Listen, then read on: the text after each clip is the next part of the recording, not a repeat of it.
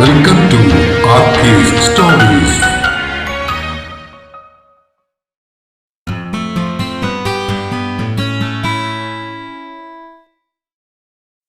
Love in Goa an I T love story ഭാഗം 7. രചനയും അവതരണവും രഘുദാസ് കാട്ടുങ്കൽ. പകച്ചു നിന്ന ഞങ്ങൾക്ക് മുന്നിലേക്ക് മുടിയും താടിയും നീട്ടി വളർത്തിയ ഒരുത്തൻ മറ്റൊരു മുറിയിൽ നിന്നും പുറത്തേക്ക് വന്നു. അരെ ക്യാ Baat high, what's going on here? ഇവനെ എവിടെയോ കണ്ടു നല്ല പരിചയമുണ്ടല്ലോ എന്ന് ആലോചിക്കുന്നതിനിടയിൽ അവൻ എന്റെ പേരും വിളിച്ച് മുന്നിലേക്ക് ചാടി വീണു. അളിയ ആരു, നീയെന്താ ഇവിടെ? ഏയ് ജാക്സൺ. അവന്റെ ശബ്ദം കേട്ടപ്പോഴാണ് എനിക്ക് ആളെ മനസ്സിലായത്. എന്റെ കൂടെ മാർഷൽ ആർട്സ് ട്രെയിനിങ്ങിനുണ്ടായിരുന്നവനാണ് ഈ ജാക്സൺ. യെസ് മാൻ, ജാക്സൺ തന്നെ. ആ, നിന്നെ ആദ്യം കണ്ടപ്പോ എനിക്ക് മനസ്സിലായില്ല. മുടിയൊക്കെ നീട്ടി വളർത്തി ഇതെന്നെ കോലമാടാ. ആ, ഇതാണ് ഗോവൻ കോലം. അല്ല, നീ എന്താ ഇവിടെ? എന്തായാലും സ്റ്റഫ് തേടിയാകില്ല. എന്താ പ്രശ്നം? നിന്റെ കഴുത്തിനെന്താ പറ്റിയേ? ആ ജാക്സൺ, ഞാനേ ഒരു പെൺകുട്ടി അന്വേഷിച്ചിറങ്ങിയതാ. പിന്നെ പെടലി അത് ഞങ്ങൾ അന്വേഷിച്ചിറങ്ങിയിരിക്കുന്ന പുന്നാരമോളം അടിച്ചു വിളിക്കിയതാ. എന്റെ വാക്കുകൾ പൂരിപ്പിച്ച അസിയെ ഞാനൊന്ന് നോക്കി. നീ എന്തോന്ന് നോക്കുന്നേ? ഞാൻ സത്യമല്ലേ പറഞ്ഞേ? എന്റെ നോട്ടം കണ്ട് അസി ചോദിച്ചു. നിന്നെ ഒരു പെൺകൊച്ച് അടിച്ചിട്ടെന്നോ? അൺബിലീവബിൾ. ജാക്സൺ അത്ഭുതത്തോടെ എന്നെ നോക്കി. സംഗതി സത്യ, അടി തെറ്റിയാൽ ആനയും വീഴും എന്നല്ലേ? ഇതും അങ്ങനെ ഒരു വീഴ്ചയായിരുന്നു. നീ ദീർഘനിശ്വാസത്തോടെയുള്ള അസിയുടെ പറച്ചിൽ കേട്ട് നിമിഷം പുറകിൽ നിന്നും ചിരിക്കുന്നുണ്ടായിരുന്നു. ജാക്സൺ, നിനക്കെന്താ ഇവിടെ പരിപാടി? അസിയെ നോക്കിയൊന്ന് കണ്ണുരുട്ടിയിട്ട് ഞാൻ തിരിഞ്ഞ് ജാക്സണോട് ചോദിച്ചു. ഇത് നമ്മുടെ ഏരിയയാണ് മച്ചാനെ. എന്ന് വെച്ചാൽ? Yes man, I am a drug dealer now. What? Jackson, നീ? അതേടാ, നിനക്കറിയാലോ വീട്ടിലെ പ്രശ്നങ്ങള്. പാപ്പയ്ക്ക് സുഖമില്ലാതെ ആയത്, പിന്നെ പെങ്ങളുടെ വിവാഹം. ആ കടമെല്ലാം വീട്ടാൻ ഞാൻ നോക്കിയിട്ട് ഇതല്ലാതെ മറ്റു മാർഗങ്ങളൊന്നും കണ്ടില്ല. ജോലിക്ക് പോകാന്ന് വിചാരിച്ച ഒരു സാധാ ഡിഗ്രി കൊണ്ട് ഇന്നത്തെ കാലത്ത് എന്ത് ജോലി കിട്ടാനാ? So I choose this life. അതെ, അവന്മാരുടെ കയ്യിൽ ഇപ്പോഴും തോക്കുണ്ടോട്ടാ. ഞങ്ങളുടെ പുറകിൽ നിന്നവന്മാരെ ചൂണ്ടിക്കാണിച്ചു അസി. മേരെ ആദ്മി ഹേ, കോയി പ്രോബ്ലം നഹി, സബ് ജാവോ ഔർ ഇൻകോ ഭി ലേക ജാവോ. ജാക്സൺ തിരിഞ്ഞ് ചുറ്റും നിന്നവരോട് പറഞ്ഞു. അത് കേട്ട് അവന്മാർ താഴെ വീണ് കിടക്കുന്ന തടിമാടനെയും എടുത്ത് ചുമന്നുകൊണ്ട് അകത്തേക്ക് പോയി. ഞാനിപ്പോ വന്നില്ലായിരുന്നേ, നീ ഇവിടെ കുളമാക്കിയാനേ അല്ലടാ. അവന്മാർ പോയി കഴിഞ്ഞ് ജാക്സൺ അല്പം തമാശ കലർത്തി എന്നോട് ചോദിച്ചു. ഏയ്, എല്ലാവരും തോക്കുകൊണ്ട് നിൽക്കുമ്പോ ഈ പാവം ഞാൻ എന്നാ ചെയ്യാനാടാ? ഉവ്വ, എനിക്കല്ലേ അറിയാവൂ നീ ഏതാ മുതലെന്ന്. ആ, അത് പോട്ടെ. ആരാ നീ അന്വേഷിക്കുന്ന കുട്ടി? എന്താ അവളുടെ പേര്? എടാ, അത് ഞങ്ങളുടെ കൂടെ വർക്ക് ചെയ്യുന്ന ഒരു പെൺകുട്ടിയാ. പേര് ദേവഗംഗ. ഓ, അവളാണോ? യെസ്. നീ അറിയോ? അറിയോന്നോ? അവള് ഞങ്ങളുടെ പ്രീമിയം കസ്റ്റമർ അല്ലേ. ആളിവിടെ തന്നെയുണ്ട്. കുറച്ചു നാളായിട്ട് ഇങ്ങോട്ടുള്ള വരവ് കുറവായിരുന്നു. അവളാണോ നിന്റെ ഈ പെടലി അടിച്ച് ഈ പരുവത്തിലാക്കിയേ? എങ്കിൽ അതിൽ അത്ഭുതമൊന്നുമില്ല. അതാ ഇനം. അല്ല, നീ ഇപ്പോ ഇവിടെയാണോ വർക്ക് ചെയ്യുന്നേ? അതെ, ഉമങ് സോഫ്റ്റ്വെയർ കമ്പനിയിൽ. അവൾക്ക് പ്രശ്നമൊന്നുമില്ലല്ലോ അല്ലേ? ഏയ്, എന്ത് പ്രശ്നം? ഡ്രഗ്സ് ഉപയോഗിച്ചതിന്റെ പ്രശ്നം അല്ലാതെ വേറെ കുഴപ്പമൊന്നുമില്ല. ഞങ്ങളുടെ കസ്റ്റമേഴ്സൊക്കെ ഇവിടെ സേഫാ. പിന്നെ നിനക്ക് പരിചയമുള്ള കുട്ടിയാന്നേ, ഇനി ഇങ്ങോട്ട് വിടാതിരിക്കാൻ ശ്രമിക്കുക. അത്രേ എനിക്ക് പറയാനുള്ളൂ. ആ, ഇപ്പോ അവളെ കൊണ്ടുപോകാൻ പറ്റുമോ? പിന്നെന്താ, ഇപ്പോ ആള് ചെറിയ മയക്കത്തിലാന്നേ ഉള്ളൂ. എങ്കിലും കൊണ്ടുപോകുന്നതിന് കുഴപ്പമൊന്നുമില്ല. നിങ്ങൾ എങ്ങനെയാ വന്നേ? ബുള്ളറ്റില്. ബുള്ളറ്റിലാന്നേ ആളെ പുറകിലിരുത്തണ്ട, ഫ്രണ്ടിലിരുത്തിയിട്ട് നീ അഡ്ജസ്റ്റ് ചെയ്തൊന്ന് ഓടിച്ചാൽ മതി. ആ, അത് ഞാൻ നോക്കിക്കൊള്ളാം, കുഴപ്പമില്ല. എങ്കി വാ. അതും പറഞ്ഞ് അവൻ തിരിഞ്ഞു നടന്നു. അവന്റെ പുറകെ പോയ ഞങ്ങൾ ചെന്ന് കയറിയത് ഒരു AC മുറിയിലേക്കായിരുന്നു.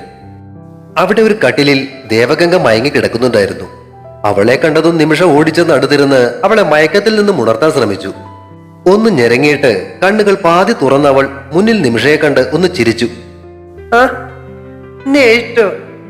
നേരം വെളുത്ത് എഴുന്നേറ്റോ എന്നാ ചോദിക്കുന്നതെന്ന് തോന്നുന്നു.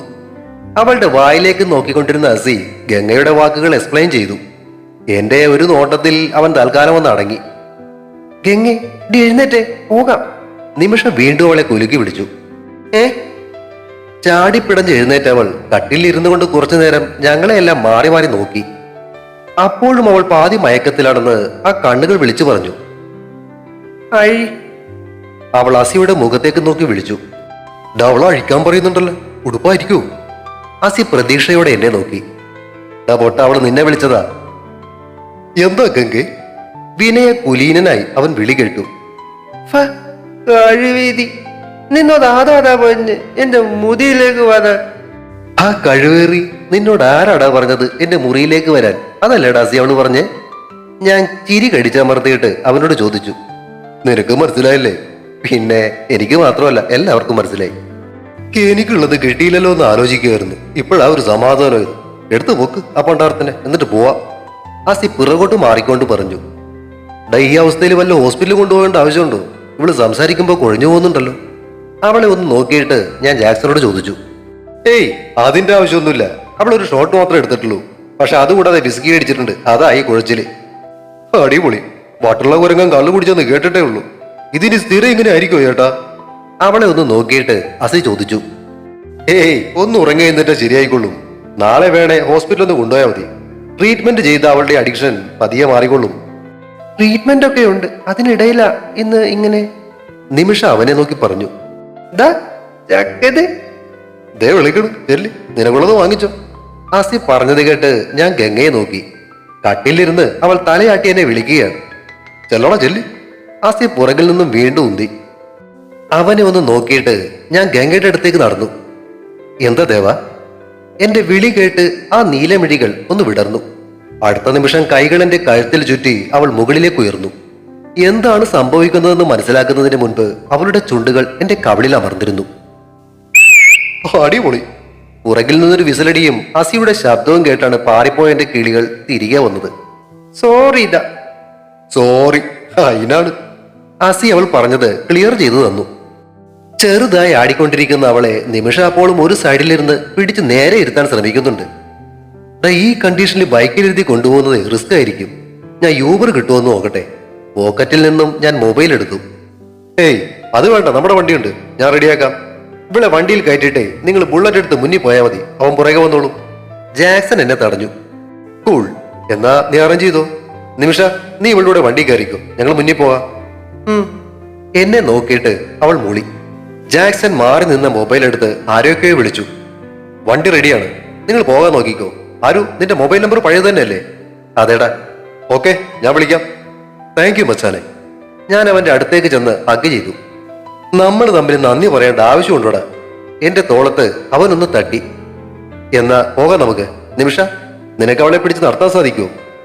ഞാൻ പറഞ്ഞത് കേട്ട് നിമിഷ അവളെ പതുക്കെ എഴുന്നേൽപ്പിക്കാൻ ശ്രമിച്ചു. പക്ഷെ ബാലൻസ് കിട്ടാതെ അവൾ ഗംഗയെ കൊണ്ട് കിടക്കയിലേക്ക് വീഴാൻ പോയപ്പോ ഞാൻ അടുത്തേക്ക് ചെന്ന് അവളെ ഇരു കൈകളിലും എടുത്തുയർത്തി. ആയ് ദേദി, ഭൂമി കതങ്ങന്ന്. അച്ചോടാ, ഭൂമി കറങ്ങണമെന്ന് ഇള്ള കൂട്ടി. കൈ രണ്ടും പുറകിലേക്ക് വിടർത്തിയിട്ട് എന്റെ കൈകളിൽ കിടക്കുന്ന ഗംഗയെ അസി കൊഞ്ഞനം കുത്തി. ഞാൻ അവളെയും എടുത്തുകൊണ്ട് അസിയുടെയും നിമിഷയുടെയും പുറകെ പുറത്തേക്ക് നടന്നു. ബുള്ളറ്റ് പാർക്ക് ചെയ്തിരുന്നതിനടുത്ത് ഞങ്ങളെയും വെയിറ്റ് ചെയ്ത് ഒരു ക്യാബ് കിടപ്പുണ്ടായിരുന്നു. അപ്പോഴേക്കും പുറത്തേക്ക് വന്ന ജാക്സൺ ക്യാബിന്റെ ഡ്രൈവറോട് എന്തൊക്കെയോ സംസാരിച്ചു. അസി തുറന്നു പിടിച്ചു തന്ന ക്യാബിന്റെ ബാക്ക് ഡോറിൽ കൂടി ഗംഗയെ ഞാൻ അകത്തേക്ക് കിടത്തി. പുറകെ നിമിഷയും കയറിയതിനു ശേഷം അസി ഡോർ അടച്ചു. എല്ലാ കാര്യവും ഞാൻ ഡ്രൈവറോട് പറഞ്ഞിട്ടുണ്ട്. ഒന്നും പേടിക്കണ്ട, നമ്മുടെ ആളാ. അവൻ നിങ്ങളെ ഫോളോ ചെയ്തോളൂ. ഓക്കെ മച്ചാ, ടേക്ക് കെയർ. ജാക്സൺ പറഞ്ഞപ്പോ അവനെ ഒരിക്കൽ കൂടി ഒന്ന് ഹഗ് ചെയ്തിട്ട് ഞാൻ ബുള്ളറ്റിലേക്ക് കയറി. അസി ബൈക്കിലേക്ക് കയറുമ്പോഴാണ് അവന്റെ ഫോൺ ശബ്ദിക്കുന്നത് കേട്ടത്.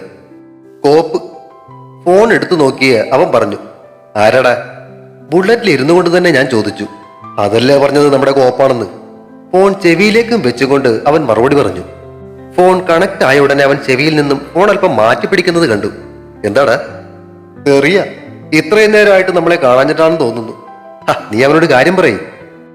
അതിനവൻ ഈ ഭരണിപ്പാട്ടൊന്നും നിർത്തിയാലല്ലേ അങ്ങോട്ട് വല്ലതും പറയാൻ പറ്റൂ. ഓക്കെ, അവന്റെ സ്റ്റോക്ക് തീർന്നെന്ന് തോന്നുന്നു. ഫോൺ വീണ്ടും ചെവിയിലേക്കും വെച്ചുകൊണ്ട് അസി പറഞ്ഞു, വണ്ടി കേടായി എന്ന് പറഞ്ഞാൽ മതി കേട്ടോ, വേറൊന്നും പറയണ്ട. അവൻ സംസാരിക്കുന്നതിന് മുന്നേ ഞാൻ പറഞ്ഞു കൊടുത്തു.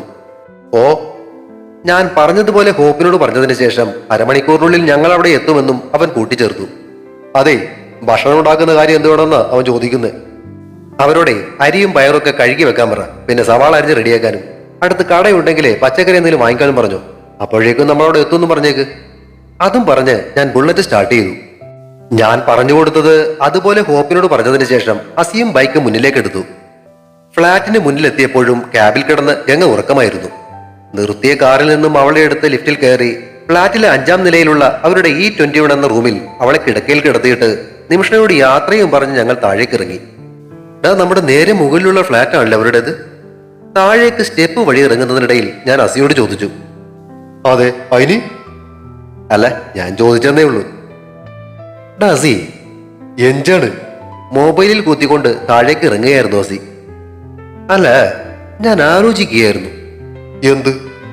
അവൾ എന്നെ ഉമ്മ വെക്കാൻ എന്തായിരിക്കും കാരണം? അതാണോ അതിന് കാരണം MDMA? ആടാ, അവള് വലിച്ചു കയറ്റിയില്ല ആ സാധനം, അത് തന്നെ കാരണം. അല്ലാതെ അവൾക്ക് ഭ്രാന്തുണ്ടോ നിന്നെ പോലെ ഒരു ഊളനെ ഉമ്മ വെക്കാൻ? ഈടാ, ഇതിനാണേ അസൂയ എന്ന് പറയുന്നത്. അസൂയ നിന്നോട്? അതും അവള് കാരണം? എന്തേ, നിനക്ക് പിടിച്ചില്ലേ? പിന്നെ പിടിച്ചു. ഡാസി, നീ സിറ്റുവേഷൻ മനസ്സിലാക്കണം. എന്ത് സിറ്റുവേഷൻ? ഈ കഥകളിലൊക്കെ കണ്ടിട്ടില്ലേ നീ? നായകനും നായികയും തമ്മിൽ കണ്ടുമുട്ടുമ്പോ പൊരിഞ്ഞാടി അവസാനം ഒരു പ്രശ്നത്തിൽ നിന്നും നായികയെ നായകൻ രക്ഷിക്കുന്നു. പിന്നെ അവര് തമ്മിൽ അങ്ങ് മുടിഞ്ഞ പ്രേമം. എങ്ങനെയുണ്ട്?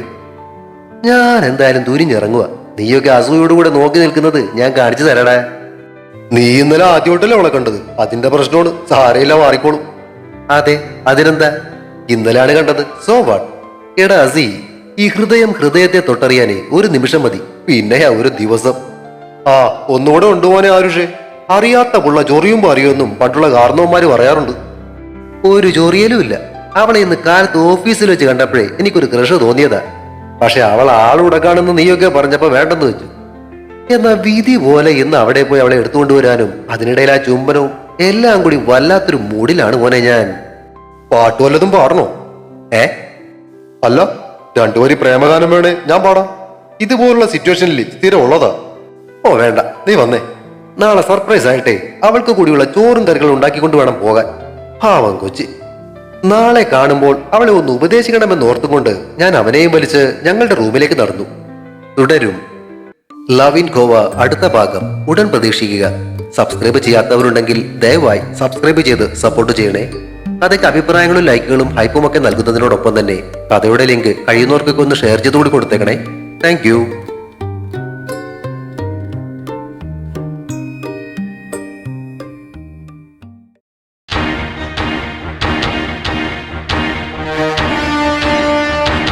See you soon.